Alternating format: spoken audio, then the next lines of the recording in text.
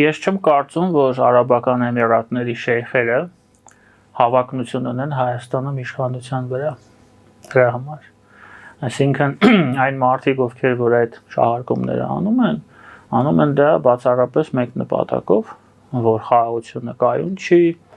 որ հորետեսորեն են վերաբերվում, համենայն դեպս ցույց են տալի հորետեսական վերաբերմունք, դա բացատրվում է մեկ հանգամանքով։ Այդ մարդիկ ուզում են իշխանափոխություն Հայաստանում, իսկ նրանք լավ հասկանում են, որ հիմնական խաղադրույքը գործող իշխանության դա խաղաղությունն է։ Նրանք ինչ են խոստանում ընտրողներին։ Խոստանում են խաղաղություն, խոստանում են անվտանգություն, խոստանում են երկրի տնտեսական զարգացում։ Եվ դա այս տվյալ դեպքում մեկը մյուսի հետ ունի շատ լուրջ փոխկապակցվածություն։ Դրա համար եմ ասում, Արաբական Էմիրատների շեյխերը, որոնք այդ Զայեդ մրցանակաբաշխությունը անցկացնում են, նրանք հավակնություն չունեն Հայաստանում իշխանություն դառնան, նրանք այս գործընթացին վերաբերվում են հնարավորինս ռեալիստիկ դիրքերից։ Սա է պատճառը։ Հիմա եթե այդ մարդկանց մի կողմ թողնենք, դուք որպես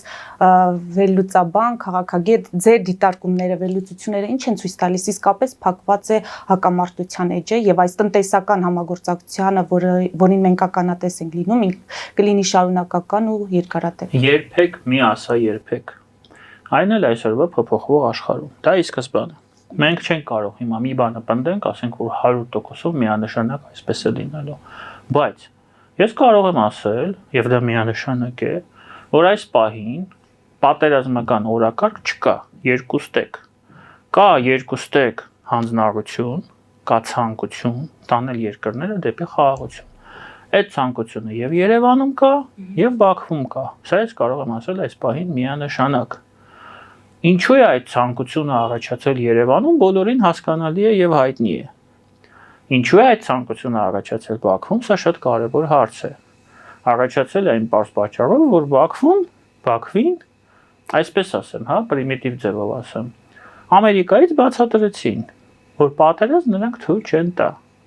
որ պատերազմը չի բխում իրենց շահերից տարածաշրջանում, իրենց շահերից չի բխում, որ Ադրբեջանը գուլ տա Հայաստանին, Ռուսաստանի հետ միասին, իրենց շահերից չի բխում, որ Հայաստանը արժանանա Արցախի ճակատագրին։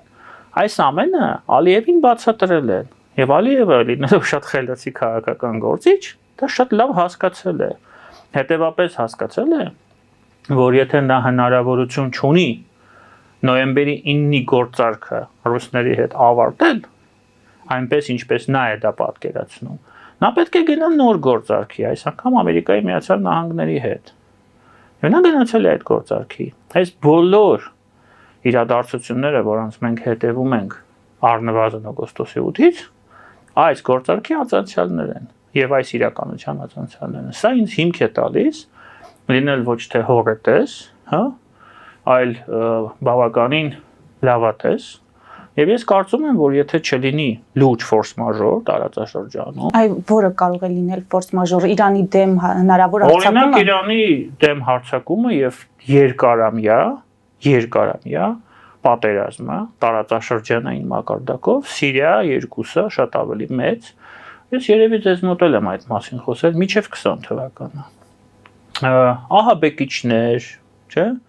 երբ որ այդ կաթսայի մեջ սկսում են ամբողջը խառնվել եւ եռալ, հասկանալի է, չէ՞, որ տարբեր դերակատարներ իրենց շահերն են սկսում սպասարկել այդ տարածաշրջանում։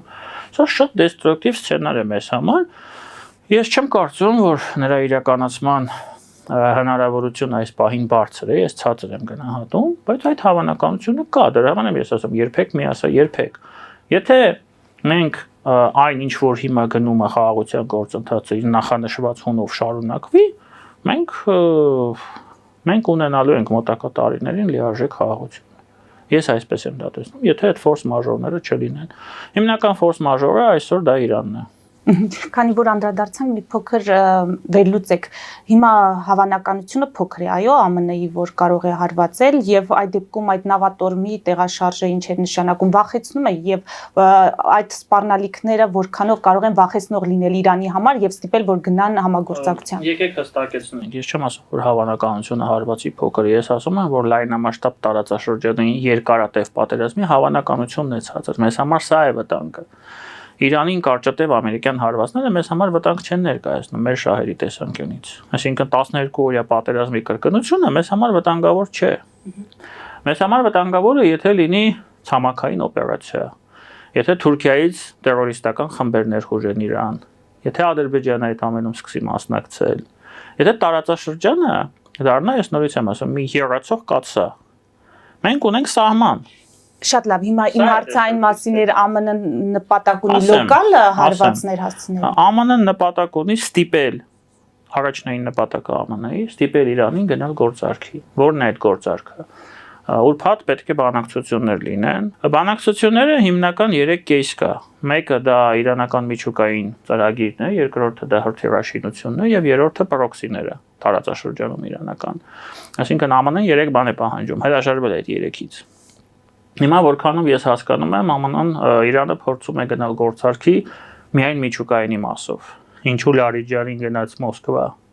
Լարիջանին գնաց Մոսկվա, որպեսզի պայմանավորվի այնտեղ, որ իրանական հարստացված ուրանի պաշարները, Իրանը ունի հարստացված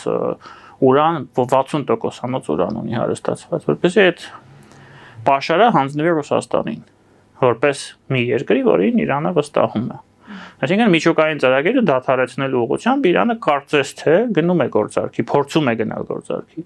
Հիմա ամեն ինչ կախված է ԱՄՆ-ից, եթե ԱՄՆ-ն գնաց այդ գործարքի եւ բավարարվեց դրանով, իսկ դուք ասում եք, չէ, նավատորմը ինչի է մոտեցել Իրանին։ Մոտեցել է, որպեսզի արժեքը բարձրացնի այդ գործարքի Իրանի համար եւ ստիպի Իրանին գնալ շատ ավելի մեծ զիջումների։ Հիմա եթե ԱՄՆ-ն համաձայնվեց դրան, գործարքը կլինի։ Եթե ԱՄՆ-ն շարունակեց պահանջել Իրանից հրաժարվել օրինակ հրթիռաշինությունից, իսկ Իրանը ունի հրթիռներ, որոնք մինչև 2000 կիլոմետր շարավղով ունեն այդպիսի օգտակար գործողության գործակից, եթե կարելի է այդպես ասել։ Եթե ոչ, ուրեմն բանակցությունները կտապալվեն։ Այսինքն հնարավորություն հիմա կա այս լարվածությունը չեզոքացնել գոնե ժամանակավոր։ Կլինի դա թե ոչ, կախված է հերթական անգամ դիրքերից, կողմերի դիրքերից առաջին հերթին Վաշինգտոնի։ Հիմա հաջորդ կարևոր նորությունը, որը ամենահետաքրքրականն է եւ քննարկվողը, ԱՄՆ փոխնախագահի սպասվող այցն է Հայաստան եւ Ադրբեջան։ Այս ֆոնին մենք ունենք Ռուսաստանի արտգործնախարարության մակարդակով հիշեցում սպառնալիքներ, ասում են, ելի հիշեցնում են, որ ամերիկյան մտադրությունների հետևում թաքնված են սառահաշվարկներ, ըստ որոնց պետք է Հայաստանին օգտագործեն իրենց երկրին վնասելու համար։ Նաեւ Լավրովը ասում է, որ իրենց դաշնակիցներին Իրան, Սիրիա, Վենեսուելա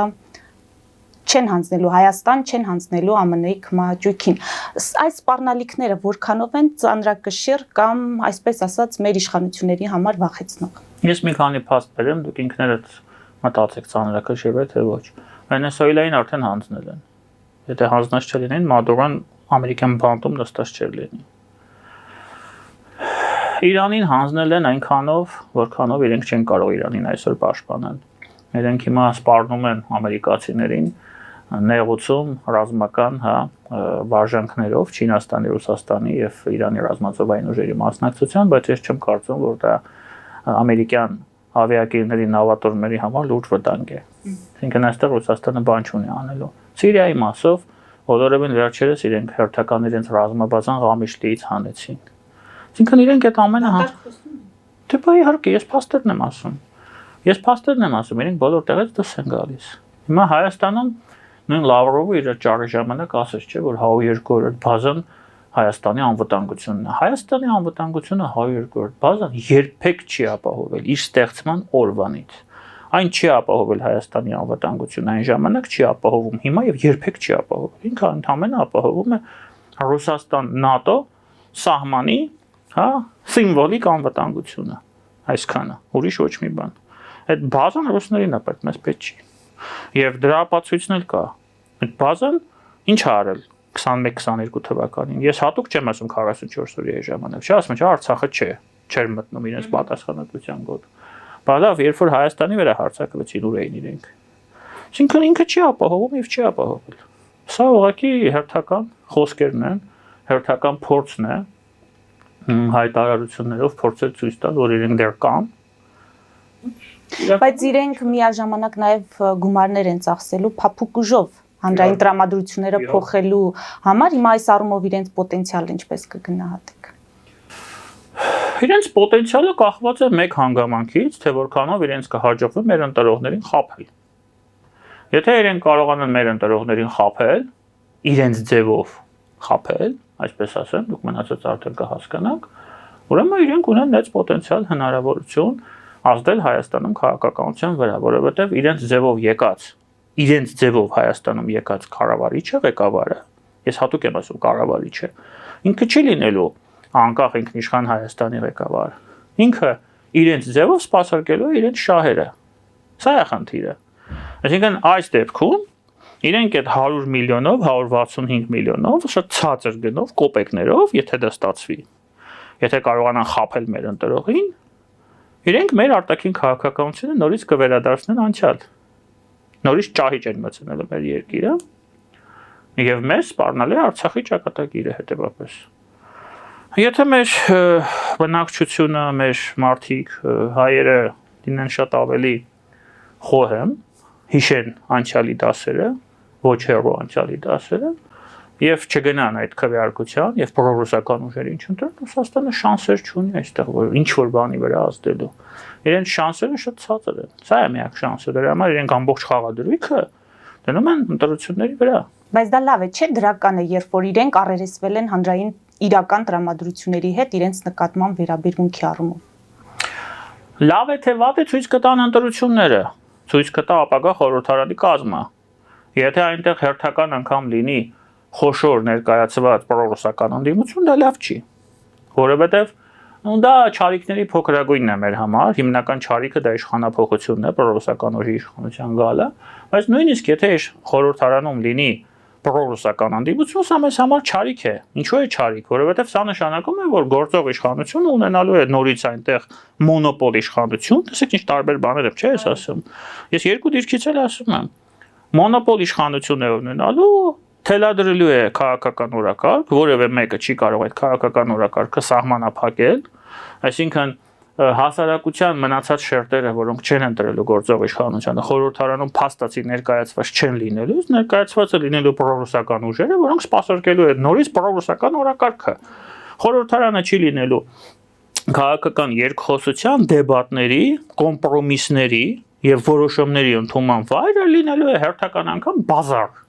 Ես այսպես եմ ասում, որ բոլորին պարզ լինի։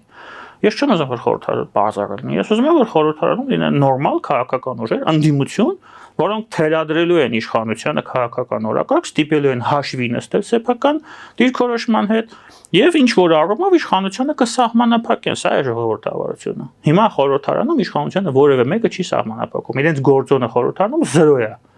Եվ դա իրենց մեղավորությունն է, որովհետև իրենք չեն գնում դրան։ Իրենք չեն, ինչ է նշանակում չգնալ իշխանության հետ կոմպրոմիսների։ Թող գնան, թող իրենց դիրքորոշումը առաջ տանեն։ Քանի հատ որոշում են իրենք կոմպրոմիսով ընդունել, օրինակ խորհրդարանում։ Շշեր են նետում, հայհոյում են իրար, գորգորում են։ Պարգևավճարներ ստանում, ինչու ոչ։ Իշխանականների հետ միասին։ Ինչու ոչ։ Եվ սա լավ չի։ Այսպես որ ձեր հարցին պատասխանելով կասեմ հերթական անգամ ընտրողից է կախված։ Ամբողջ պատասխանատվությունը դրվում է ընտրողի վրա սեփական ճակատագրի մասով։